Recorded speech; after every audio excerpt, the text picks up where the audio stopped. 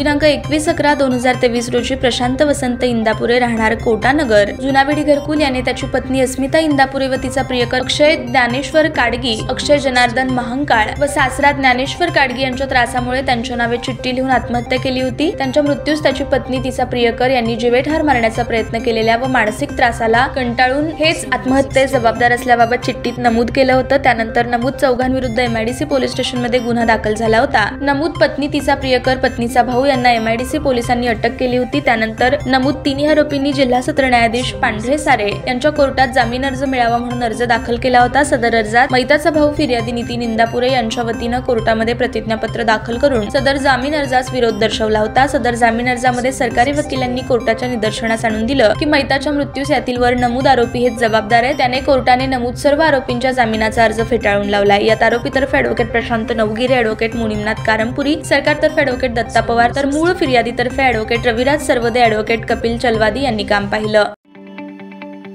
ताज्या बातम्या पाहण्यासाठी प्राईम महाराष्ट्र न्यूज चॅनलला सबस्क्राईब करा।